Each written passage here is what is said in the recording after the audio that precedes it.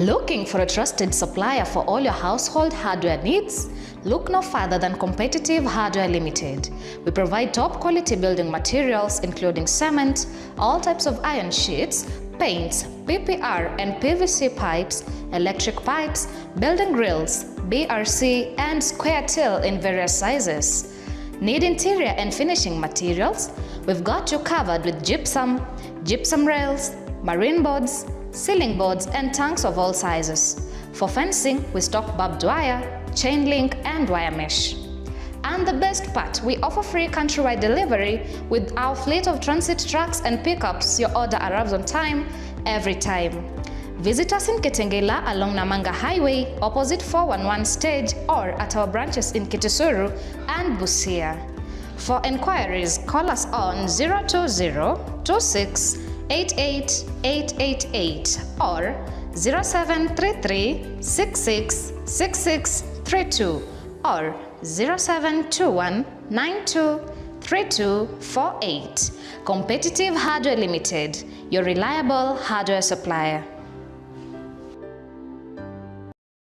Almarai Company, in collaboration with Competitive Manpower, is urgently hiring for the following exciting roles: Grade 1 mechanics, panel beaters, refrigeration technicians, lead mechanics, diesel plant mechanics, welders and stainless steel welders. Why apply? This is a free recruitment with no application or placement fees required. Contact us today on 0721 506627 or 0733 392180. You can also visit us at Waterseas Plaza, Kikorok Road. Alternatively, you can send an email to info@competitivemanpower.com. Apply now. Limited slots available. Welcome to Competitive Training Institute, empowering you with in-demand skills. At Competitive Training Institute, we equip you with practical, job-ready skills that open doors both locally and internationally. Whether you're aiming to become a qualified caregiver, certified plumber, skilled automotive mechanic, or want to learn a foreign language like French, Arabic, or German, and many more, we've got the right course for you.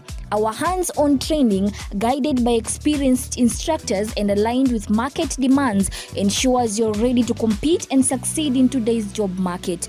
We don't just train, we help you get hired. Our job placement team supports you in finding meaningful work after graduation. We are proudly accredited by NITA, ensuring high standards in all we offer. Ready to begin? Call us on 020-200-192. or 0721-223081 or email us at competitivetraining@gmail.com. Your journey starts here. Let's build your future together. Competitive Manpower International Limited is recruiting delivery riders in the United Arab Emirates.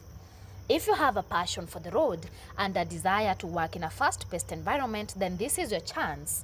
Don't wait. Send your applications to competitivemanpower@gmail.com. Want to apply in person? Visit our offices at Kiko Road behind the Casa Hotel, KCB River Road, Nairobi. For more details, call us now on 0721 506627 or 0733 392180.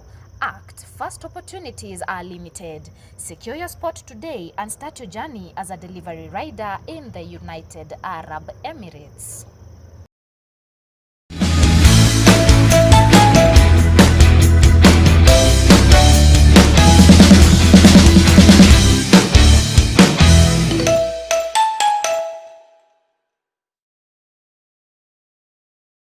A good morning to you. Welcome to the newspaper review here at CBS News.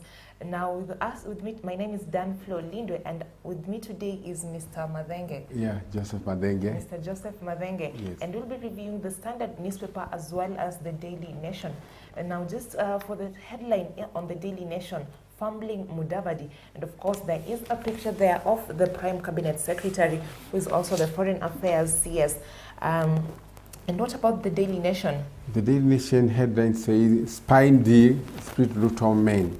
Okay. Yes, and the story is actually inside. We will go through the side. You see the several stories. I mean, several cases whereby these, Ruto men are actually divided into agreeing in a certain deal with a business lady. Interesting. Yes. Now here for the Standard newspaper, another headline on the Standard newspaper, Suluhu gets hostile global attention ahead of polls. That is on the top left of the Standard newspaper, and the story goes on page 6. Another headline is crisis. Hustlers fail to pay 6 billion loaned money. The story goes on page 10 of the Standard newspaper. Now just dive deeper into the story. Now, fumbling Mudavadi. As we know, there is a crisis. A public uproar is brewing after Kenya backed Tanzania's detention and deportation of Kenyans, triggering a storm over the government's double-faced stance on regional relations. Now, even as activist Boniface Mwangi remains missing, the Prime Cabinet Secretary is applauding heavy-handed crackdowns in the name of neighborly ties, but plays host to dissenters from Sudan and DRC. And the story goes on page 2 and 4 of the Standard newspaper. Now, there is a comment here. We have quotes by Musalia Mudavadi, and he says, "I will not protest," that is Suluhu's remarks, "because I think there is some truth. Let us face a few facts. The level of etiquette insults that we see in Kenya is sometimes going overboard." And now, the Nairobi Senator, that is Edwin Sifuna, he responded by saying, "Our Minister for Foreign Affairs taking Tanzania's side on the deportation of Kenyans is wild, asking who put these people in power." Actually, it's also worrying to see that the minister, Musalia Mudavadi, is not actually protecting his people. Yes. We actually are the ones who, or rather Kenyans are the ones who have put them in power, and therefore they should protect them whichever way. Even when people are out there in a foreign land, they should be protected. We have our embassy in the High Commission in Tanzania. Yes. We've not heard them say anything about Boniface Mwangi. And in fact, here in Nation, we can see the wife of Boniface Mwangi is asking where her husband is. No communication has been made from either from the government, Kenyan government, nor the Tanzanian government. That is actually worrying. Yes. Yes, and it's important to hear something from the government. It should actually say something about this, because this is somebody who actually has all the rights, considering that this is East African region. In East African region, it's a community sort of, whereby anybody can travel anywhere as long as he does not commit crime. Yes, indeed. Yes. Now, remember over the weekend, the first Kenyans to be deported, in fact, Martha Karua, the People's Liberations Party leader, over the weekend she tried to go to Tanzania, and they were to attend the court hearing of Tanzania's opposition leader, that is Tundu Lissu, and Martha Karua was the first to be deported back. Now, recently, activist Boniface Mwangi also went, and the former Chief Justice, that is William Mutunga, they have both been deported back into the country. And now, of course, social media, Kenyans on social media are going, they're really commenting on this, and they're saying they expected more from Mudavadi. They feel like Mudavadi, and it's like Mudavadi, he's talking anger for backing Suluhu on the arrest and deportation. Actually, that's unlike of him, because he should actually be on the side of Kenyans. Yes. First of all, like we are saying, I don't see what crime these people have committed, or may have committed, going to to attend to a trial. I don't see any crime on that. Yes. And therefore, the minister, rather Mr. Musalia Mudavadi, should actually not be siding with the Suluhu, who, when you listen to her, these people, the allegations she is making, it's contrary to what we know. Yeah. Yeah. So the leaders and lawyers say Kenya Kwanza government is disregarding citizens' rights to please foreign governments. And Mudavadi didn't bother to find out why Karua, Mutunga, and others were detained. So just highlights of Kenya's foreign policy. So we have nationalism, good neighborliness and non-interference, regionalism, Pan-Africanism, engagement with like-minded and emerging plurilateral arrangements. So And our national values include human dignity, social justice, and protection of human rights, among others. That, in fact, for even just for Sifuna to come out and, even Sifuna is pointing out that, the foreign affairs should be protecting Kenyans. It should, by all means. Yeah, he should be protecting Kenyans. But instead, he's just saying our etiquette as Kenyans, sometimes it goes overboard, and Kenyans, our insults as well. I don't think we did, actually. I don't know, maybe we leave it to our viewers to judge. Yes. When we listen to what they were doing, in fact, they had just going to attend a court. Yes. A ruling that, and there was a proceeding that was taking place. Just attending to that, I don't know where etiquette comes in. The issue of etiquette, I don't see it.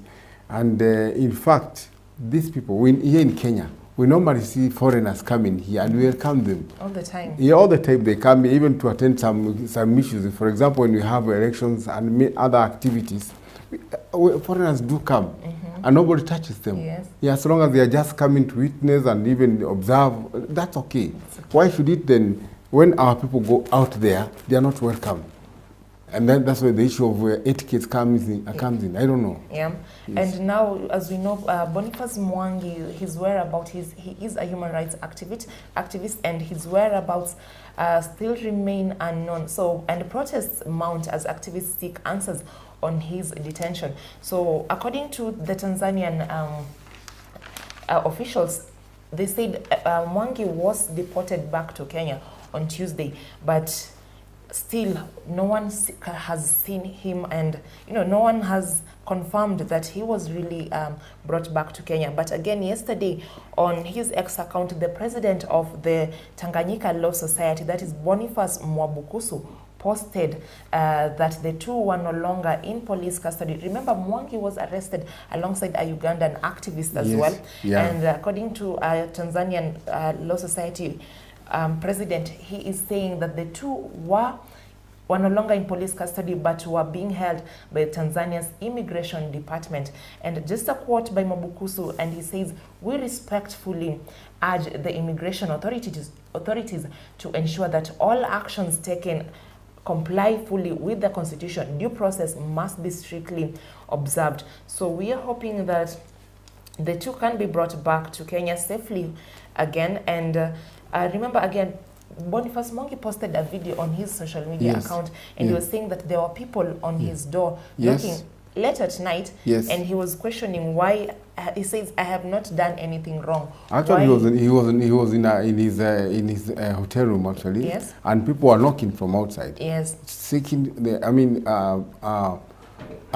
commanding him actually to open the door, and that was at night, around 3 a.m. Yes, very late. And this somebody, when somebody is in a room, that tells you this person is harmless. Yes, he's actually resting.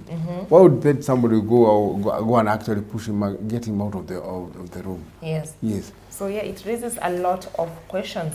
Another thing that I'm seeing here on the same story, the wife is just saying, actually, it's very simple. It says, it's very simple. We're in a digital era. Take a photo, take a phone also, make a call, and also take a video of him, and let us see him. Why should you actually, should all these things, should there be secrets about him? Yes. Just take a photo or even let him talk, and it's even a video. Because with this digital era, we need to see him actually wherever he is. Yes. Yes. Yes. So it is actually easy in this digital era. What she's saying, it is actually easy to give the nation and everyone at large, just proof of life. Exactly. That's the key. Picture, yes, proof of life. And in fact, what is worrying is that even the High Commission in Kenya, Tanzanian High Commission in Kenya, is actually in the dark. He doesn't know about the story. Yeah. When the Kenyan human rights activists went to the embassy, to the High Commission, they found these people had no idea about the story, about the Boniface Mwangi, all these things. They know nothing. In fact, they are on the same page with the activists.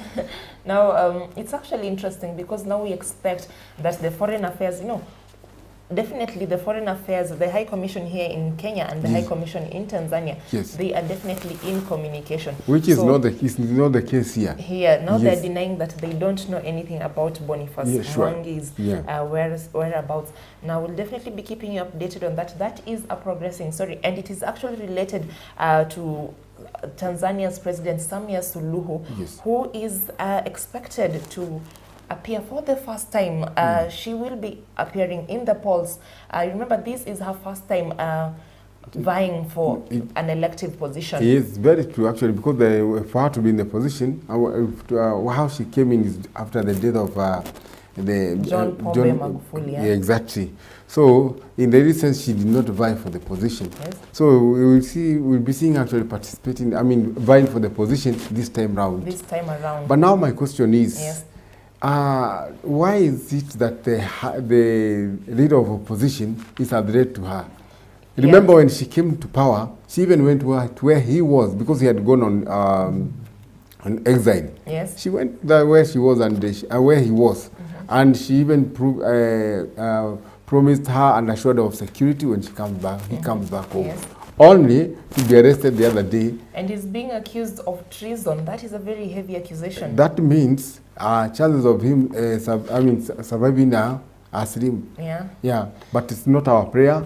We hope that all goes well on his side. So Mama Samia Suluhu, as she's popularly known, will be on the ballot for the first time this year. And remember, she came into power in 2021 after the death of John Pombe Magufuli, who at the time she was serving as the vice president. Yes. Now some critics are of the opinion that she is scared that if Tundu Lissu, if the opposition party, actually Chadema, if they front a candidate to run against Suluhu, some say that she is scared she might lose the election. I remember Tundu Lissu actually was a threat to Magufuli as well, yeah. So he's not a small person, or rather he's not that simple. Yeah. He's also mighty. And that's why then I can see Suluhu is actually now looking for a way of getting him out of the race. Okay, so there is the headline reads here on page 6 of the Standard newspaper: Suluhu gets hostile global attention ahead of polls. And now Kenyans on social media, particularly since she deported Martha Karua, and since the arrest of Boniface Mwangi, Kenyans on social media, they're not polite. They're not. They have never been. These people. And they're saying now that Mama Samia Suluhu is the first female dictator in Africa. They're not calling her a dictator. That's a very heavy term, actually. It's also a heavy term, So there's a quote here by Gloria Kimani, who is a Kenyan lawyer. We have exposed what is happening. Samia wants to be portrayed as a good person who has been observing the rule of law. She is not happy that it is other people from East African community that are awakening citizens by speaking about what is happening in Tanzania. So that is interesting. We're seeing an increase in the number of opposition leaders being arrested across East Africa, basically. And that's why it's also worrying, because I don't know, because the other day it was in Uganda, and here in Kenya you can see what is happening. So it's like a wave. It's like a wave. Yeah, a wave actually within the region. All the opposition leaders, anybody who is opposing the government now has to face has to dance with that terrorism actually. Yes. Okay, so Amnesty International, which is a human rights body, has asked the Tanzanian authorities to urgently halt the mass arrest and arbitrary detention of government critics ahead of the October general elections. So last year they warned that intimidation of members of the political opposition in the run-up of the 2024 local government elections. So this is not the first time there has been intimidation in Tanzania, and we'll be keeping you updated on how that goes when Boniface Mwangi and the Ugandan activists will be released, if at all they will be released, hopefully. As we can see on social media, there is a lot of hashtags pushing for the release of Boniface Mwangi. So yesterday we even saw the wife was crying, in front of cameras. Yeah, in front it was of sad. Even the son was there. Oh, it was seeing the mother crying. It was moving, actually. It was very moving. Very moving. And in fact, I don't know. This is how I think the government should actually listen to this. in the sense, Boniface Mwangi is harmless, and even the family is harmless. It is harmless. They need to see their father, the husband, the father, back home. Back home, yes. Yes. So we'll be keeping you updated on how that goes. Any interesting story Yes, from your now end? the story that we have here again is of the murdered priest. Okay. And it's actually coming up, more things are emerging from that story. We can see in the past, previously we thought that he was just murdered. He was murdered and thrown at dumped on the road. Yes. But from what we are learning is that he was poisoned. Okay. Yeah, from the story here, he was poisoned, and even talked to the boy, to a border person who was actually passing by, and he took him to the hospital, where he was actually treated. He left him there, but he didn't know that that was a priest. Yes. Only to learn later that it was a priest, and he has already, he has already passed on. Now the story is that the father. It said that he was actually there was some money that he had taken somewhere. There was a debt, and then there's a that he had borrowed some money somewhere from the account of the church, about 2 million, to purchase a car, which again I think it was also he wanted to pay back, but it was not possible. And then it is said that when the former deputy president visited the church, he gave him about 400,000 shillings. Okay. Then, although it was 400,000 shillings, they had also said it was 4 million shillings. Okay. And then, so they wanted him to give them 200 million shillings. Okay. Yeah, 2 million shillings. And those are the people actually who the story says were actually pursuing him. Okay. Yeah, and they had told him to ensure that he gives them 2 million shillings. Yes. So according to the story, it's like he was followed. He was basically kidnapped because of the money people thought he had. And in fact, there's a very close person, a lady who had talked to him. Yes. And she says that he mentioned to her that her life was in danger. He was being followed by some unknown people. That's what he said. So he had felt it that his life was in danger.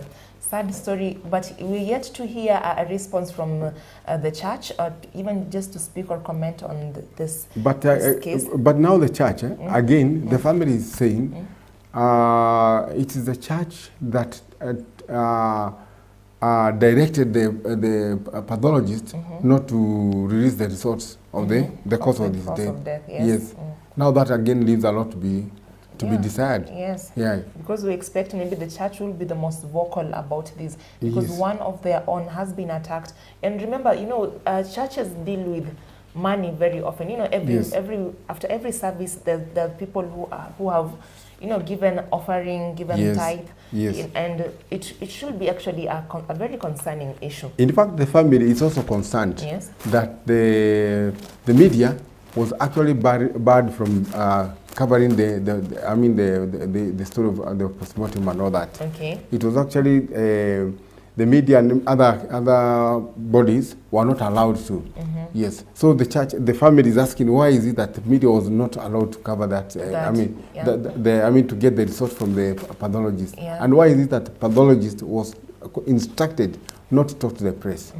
That's what now those are questions arising for the family. Yes. It actually it leaves a lot of questions. Yes. Now moving on to Kenyan politics. NCIC summons Gachagua over post-election violence remarks, warns against hate. The story is on page 13 of the Standard newspaper. So basically, the National Cohesion and Integration Commission has censored the former deputy president, that is Rigathi Gachagua, for comments deemed to be inflammatory and hinting at potential violence in the coming general elections in 2027. So according to Gachagua recently termed the 2007-2008 post-election violence as a Christmas party. What did that mean? And and according to what does it mean? He says it wasn't. Basically, it's like, according to the story, it's like Gachagua was saying the 2007 post-election violence was a Christmas party compared to what might happen in the 2027 general elections, in case there will be rigging. So he means that it will be worse. It might be worse, it might be worse. Yeah. Now he's being censored, and according to NCIC, they're saying the remarks were insensitive, particularly to the families and victims of the 2007 post-election violence. Yes. Some are still healing. You know, many of them still carry that trauma. In fact, it is still very fresh in their minds. It is still very fresh in their yes. minds. Yeah. Yes. And in fact, just during every election season, yes, those families, you know, they still recall what happened in the previous. It will never come out of their mind. Actually. Yes, it will never. Yes. So over 1,000 lives were lost, and you know, tens of thousands displaced during that period.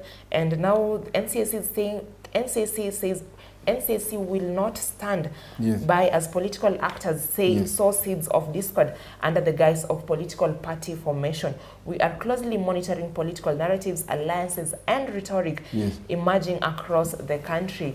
So, but Gachagua says all he meant was that no rigging should take place, and that Kenyans will also not watch as, you know, political as elections rigging. Yes. If it, in case it happens in the general elections. Let's hope it will not. Let's hope it will not. Yes. Now, there's a story here which I think you need to talk about. We need to discuss about this issue of Hustlers Fund. Yes. Yes. You know, it says about 6 billion shillings. I mean, they're about 6 billion shillings. There's about 6 billion shillings which has not been paid back by those who actually borrowed the money. And we are told the people who borrowed that money were, they took between 300 shillings to 6,000 shillings. Okay. Yes, 650 shillings. 6,500 shillings. Now, I don't know, might you have borrowed some money or what? Because everybody borrowed this one. Okay. No, I didn't take any loan from Hustler Fund. I'm usually scared of debt, you know. Deni hutalala kwa amani. But according to the story, some 10 million hustlers borrowed from the fund. And remember, you know, President William Ruto during his campaign period in 2022 had said, you know, he promised Kenyans up to 50 billion in Hustler Fund. And Kenyans were even questioning if 50 billion inatoka wapi, you know, if as a deputy president, by then he was still the deputy president, if by then as a deputy president he couldn't avail the 50 billion to Kenyans, so where was he getting the money suddenly at the time when he became president? Now, of course, Kenyans, once he got to be president and he availed this money to Kenyans, they rushed to take that money. Now, my question is, will that money be recovered? It most likely won't be recovered. Because they are saying, in the event that it's not recovered, they are looking for more so that they can actually continue, I mean, rendering to the hustlers again. To the hustlers. Yes. And now, according here to the Standard newspaper on page 10, it says, state to write off the 6 billion shillings hustler bad loans. So that is PS Susan Mangeni, the MSME's PS Susan Mangeni. And yesterday he appeared before the Department Committee on Trade and Industry in Parliament.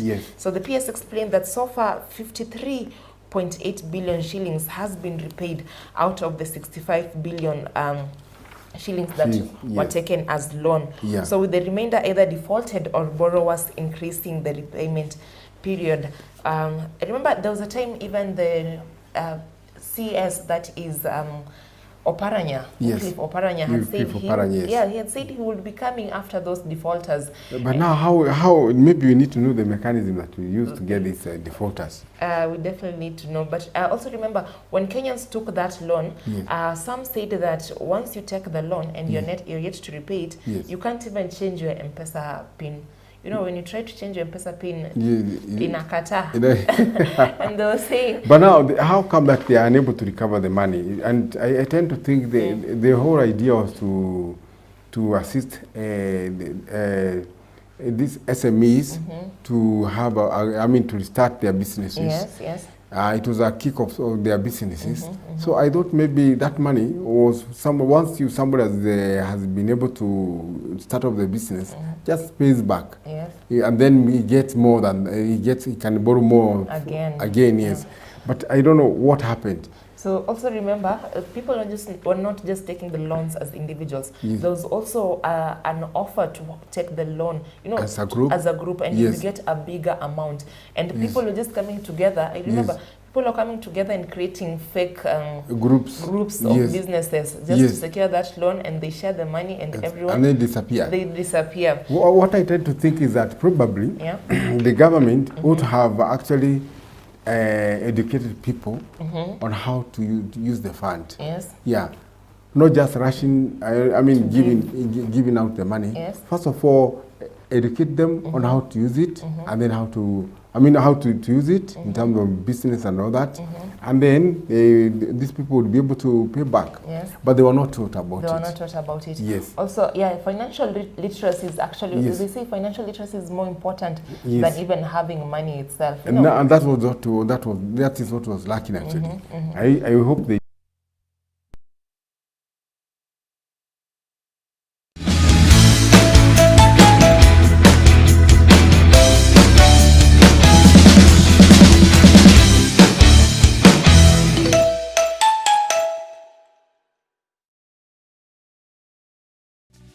Welcome to Competitive Training Institute, empowering you with in-demand skills. At Competitive Training Institute, we equip you with practical, job-ready skills that open doors both locally and internationally. Whether you're aiming to become a qualified caregiver, certified plumber, skilled automotive mechanic, or want to learn a foreign language like French, Arabic, or German, and many more, we've got the right course for you. Our hands-on training, guided by experienced instructors and aligned with market demands, ensures you're ready to compete and succeed in today's job market.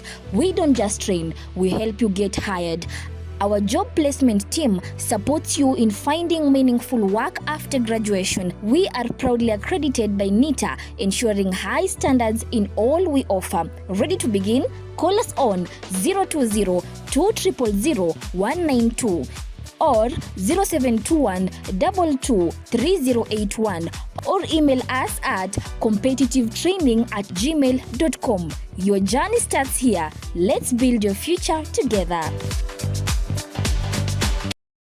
Competitive Manpower International Limited is recruiting delivery riders in the United Arab Emirates. If you have a passion for the road and a desire to work in a fast-paced environment, then this is your chance. Don't wait. Send your applications to competitivemanpower@gmail.com. Want to apply in person? Visit our offices at Kiko Road behind the Casa Hotel, KCB River Road, Nairobi. For more details, call us now on 0721 506627 or 0733 392180. Act. First opportunities are limited. Secure your spot today and start your journey as a delivery rider in the United Arab Emirates.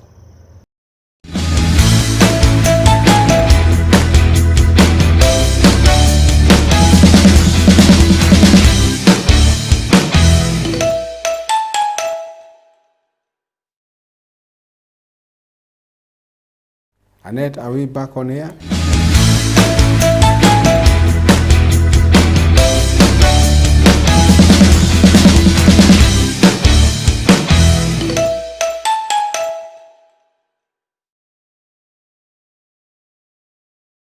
Now, welcome back from that short commercial break.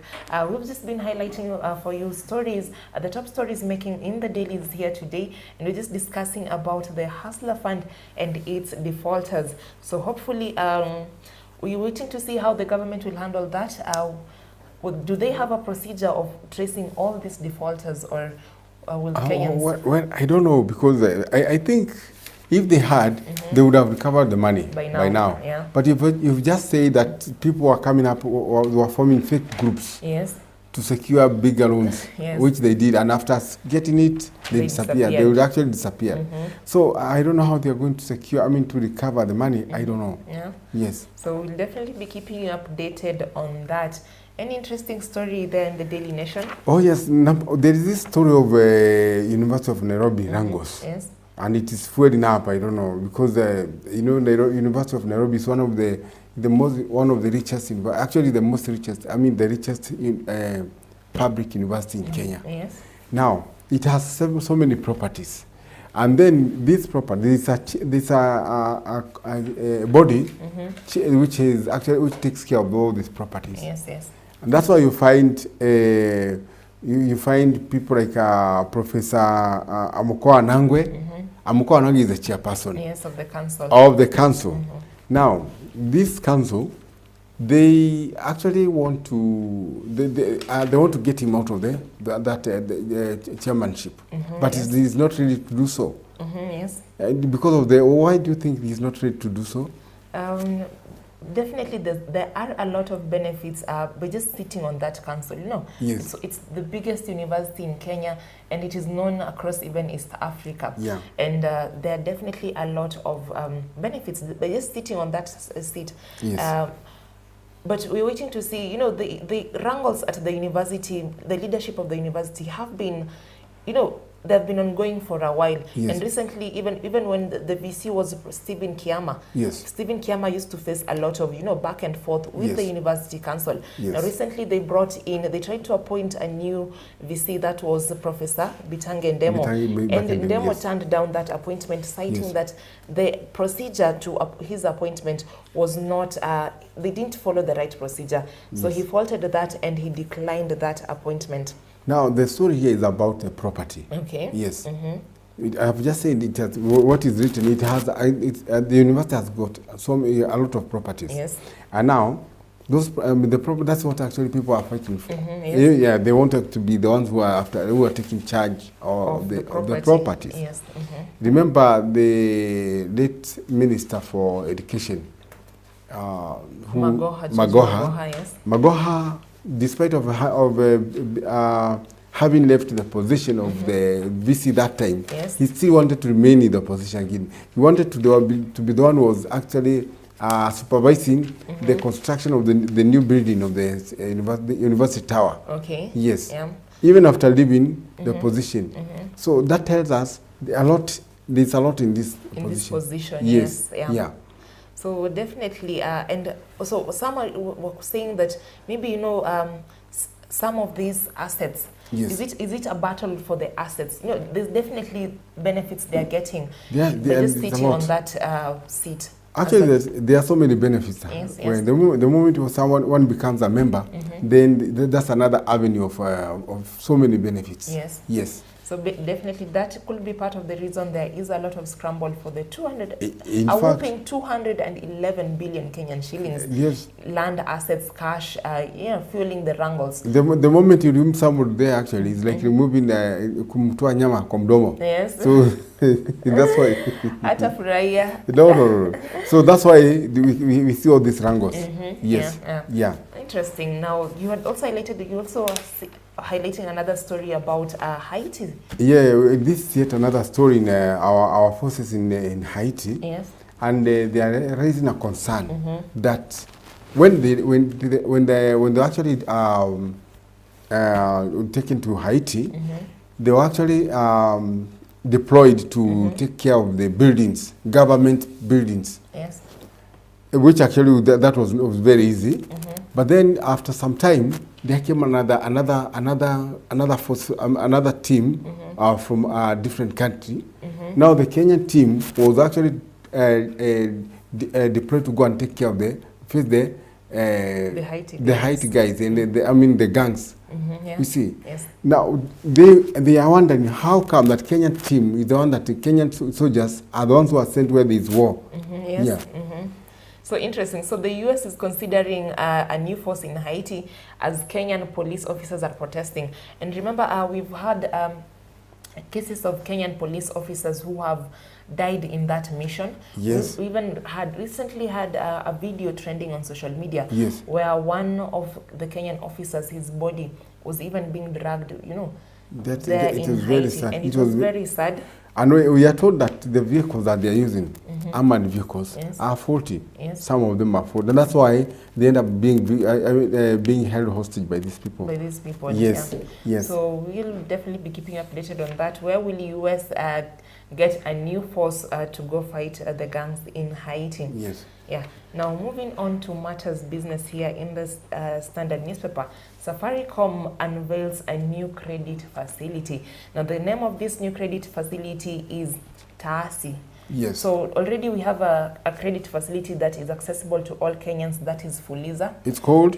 So this new one is called Taasi. Taasi. Taasi. Taasi. T-A-A. T-A-A. S-I. Taasi. Taasi. Okay, that's a good name. Now, yes. unlike the Fuliza, which is accessible to all Kenyans, Yes. Taasi will only be accessible to small business holders who are using the Pochi la Biashara. Oh, Pochi la Biashara. Pochi la Biashara. So if you use Pochi la Biashara to Yes. collect money from your customers, Yes. you will be able to access The Taasi. the Taasi loan, Yes, yes. which will help you, if you need to boost your business, Yes. get some capital. Do you have and that account of Pochi la Biashara? Yes. Unfortunately, I don't have a business running, collecting funds through Pochi la Biashara, but I'd definitely like to see, how much they will be given, what is even the limit. Yes. So entrepreneurs will have between 14 and 30 days to repay the credits they take. Yes. Through Taasi. Yes. So the loans will attract an interest rate of up to 5% for 14 days and 7% for 30 days. What do you think of that interest rate? It is not high, actually. It's not high, yeah? It's not high. So I hope people make use of it. Yes. Yes, our business people will make use of that. Yes. Facility. Yes. Yes. Hopefully. Yeah. So also businesses receiving payments through Lipa na M-Pesa stood at, so according to this story, Yes. that just the Pochi la Biashara has grown by 80% in just 1 year to 1.1 million users from Yes. 600,000 users. Oh, So yeah. the business people that are using Pochi la Biashara to collect their funds have Yeah. increased, from 600,000 to almost doubled, actually. Almost double. Yes. Even Mama Mbogas these days, they all have Pochi la Biashara. Yeah. Even shoe shiners, they have Pochi la Pochi la Biashara. Biashara. Yeah. Also remember, I think maybe the increase in the number of Kenyans and business people that are using Pochi la Biashara Yes. might have been affected by the fact that recently the government moved to tax businesses that are using pay bill numbers and Yes. M-Pesa. The other one is called the till number. The till numbers, So whether till you're numbers, using the yes. pay bill or the till number, Yes. the KRA actually is tracking That any payment that is made into that account, they want to get the they want to percentage, get their tax. their tax from that. So business people have also been running away from the So they are that now heading to Pochi la Pochi la Biashara. Yeah. So hopefully, Don't you think they will also go back? They also pursue them there, actually. that's what I'm thinking, actually. Yeah, watawafuata huko. They will, by all means, because that's why they are heading to. Yes. Everybody's running there. Then even the KRA will also rush there. Kufuata hiyo pesa. Yes. Another story on business news here. So top lender KCB Bank posts a 16.5 billion shillings profit as Standard Chartered takes a hit. So the contributions by regional subsidiaries rose by up to 32% as KCB balance sheet closed at shillings 2.03 billion shillings. So a number of tier 1 banks have reported a decline in profits owing to operating headwinds.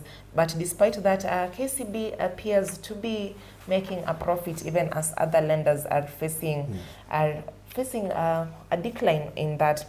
So bottom line, 13.5%. This is the decline in Standard Chartered Bank Kenya's net profit for the first quarter of the 2025 year, and to that's actually 4.85 billion Kenyan shillings. Interesting story there. So, yes.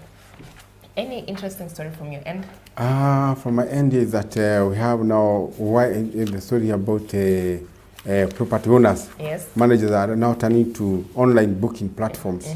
I don't know, before then we used to have those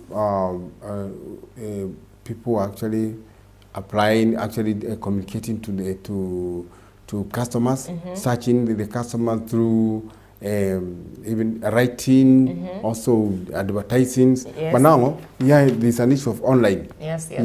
You only go to the online and you find you can book a restaurant, a hotel via online. An Airbnb. I've actually seen that. Yes. And I think it's also just a ripple effect Yes. of the increase in, the digital space. You know, exactly. like right now, even the increase in the use of AI and just the increase in the use of the digital space would definitely have led to an increase in that. Yes. So now another story here. But there's a risk of doing that. Yes. When you talk of this, you know, putting the story. I mean the advertising or a restaurant on online. You find that sometimes you may, as a customer, you may risk of getting or paying more for something that you are not sure of. Yes. Whose maybe probably condition is not wanting actually. Yes. And you do not know about it. You find that maybe they have taken a good picture of a very nice picture of a restaurant, a room, only to find that what you're seeing in the picture is not what you see when you get there. What you ordered is not what you received. Yes. So that's another risk. Yeah. Yes. Yeah, it's actually true. That is very possible.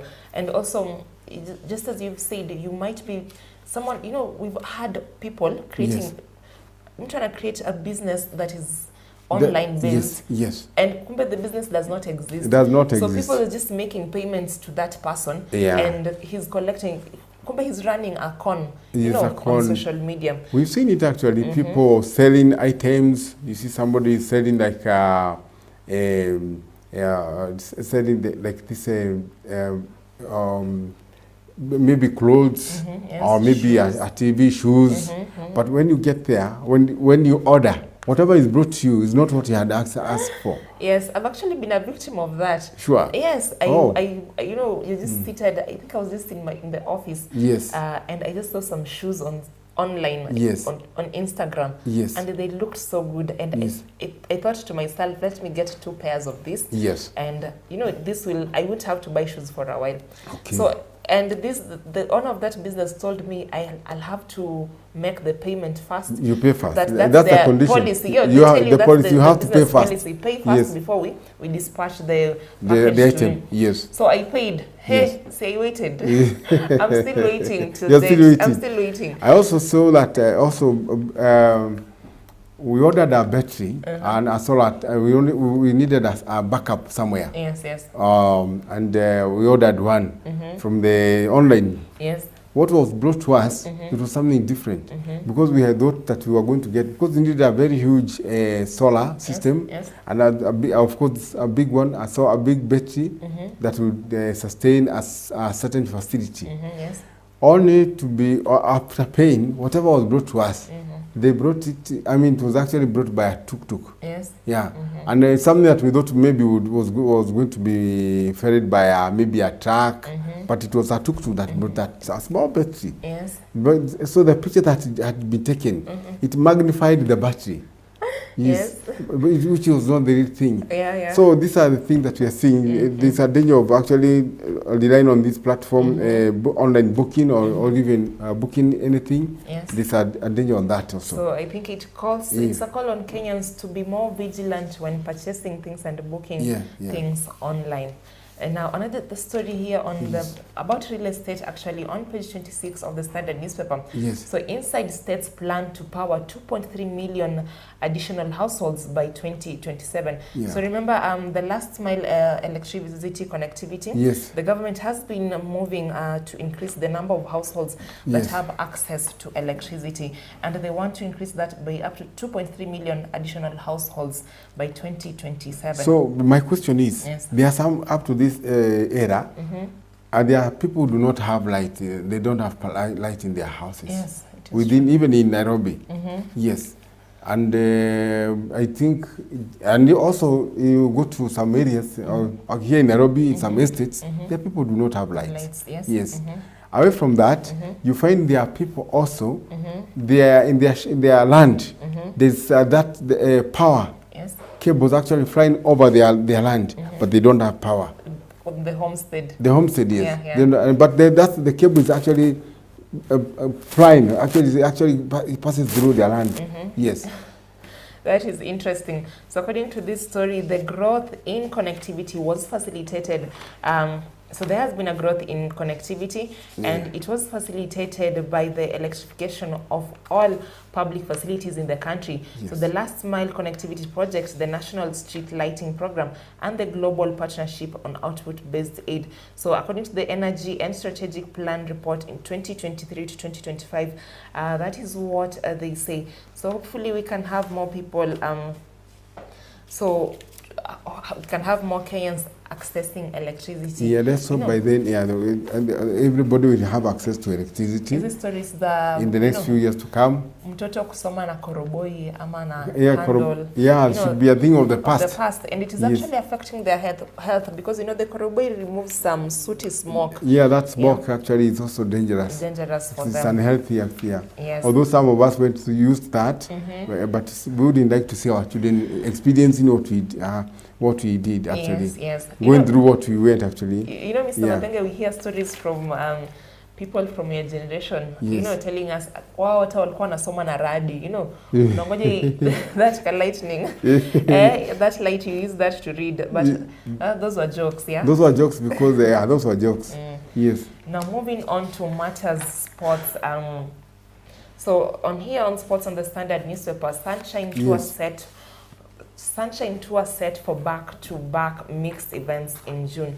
So the competition will be held in Thika from June 3rd to June 6th before moving to Europe from June 9th to June 11th. So this is a golf match so golfers are drawn from Kenya, Uganda, Tanzania, Rwanda, and Burundi. So this is an East African event. So it is the Sunshine Tour. So from June 3rd, be on the lookout for that. So up to 2 million shillings, 2 million Kenyan shillings. This is the prize pass at each of the next month's Sunshine Development Tour. So East Africa Swing Tournaments. So whoever wins that 2 million shillings, that is some good amount. It is a good amount. An interesting story from your end on sports. There's a story here where people will be competing with goats. Yes, and I think that will be a very good competition. What do you mean people will be competing with goats? Watakuwa anakimbia against mbuzi. Mbuzi nayo kwa mnashindana na mbio sasa. Tuone nani akona mbio. And that is likely to take place in Karatina, where people are actually even training. And it's the athletes actually just trained to ensure that they are fit enough to compete with animals. Yes. I don't know how fast they can be.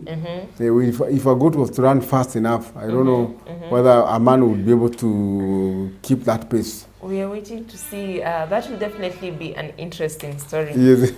Now moving on to another story. Over 240 golfers to grace the Nyali tournament. So a strong field of up to 240 players will be flexing their muscles for the top bonus of the 71st Nyali Golf and County Club course in Mombasa County. This will be happening this Saturday, and this will be in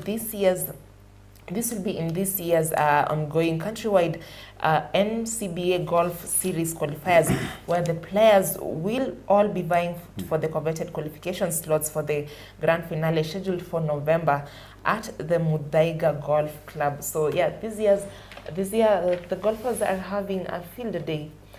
So we'll definitely be keeping updated on that. The event will be happening on Saturday, involving over 240 golfers in Nyali. I think there's also this story of Ulinzi Sports Complex. They are preparing to have there will be a competition soon, which will be likely to take place in April. Likely to take place in a short while. So from here you can see there's a picture that was taken showing how the field has been set, and I think it will be ready. I mean, there's a competition taking place soon. Okay, now that is interesting. And finally, on matters sports, Pep Guardiola has given an ultimatum for him to stay at Manchester City. So he says he wants the squad size reduced or he walks away. So he became the Manchester City manager in 2016, and now he's saying he wants the squad reduced. A quote here by the City manager, that is Manchester City manager Pep Guardiola says, I said to the club, I don't want that. That is a bigger squad. I don't want to leave 5 or 6 players in the freezer. I don't want that. I will quit, make a shorter squad. I will stay. So that is his condition to stay in the Manchester City. Now, that sports story brings us to the end of our newspaper review this morning. We've highlighted for you stories ranging from East African chaos, politics in Kenya, business and sports. Yes. Remember to grab yourself a copy of the dailies on your way to work, just to delve deeper into the stories we have highlighted for you this morning and those we have not had a chance to. Yeah. My name is DNFLOW LINDWE. And my name is Joseph Mathenge. Have yourself a good day. Good day. Thank you.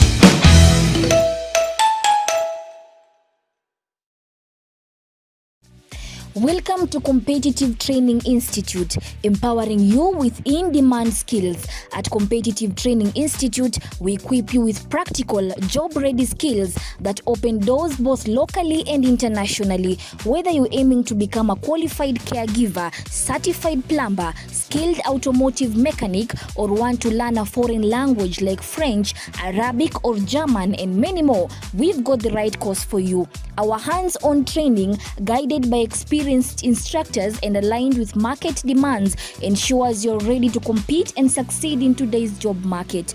We don't just train, we help you get hired.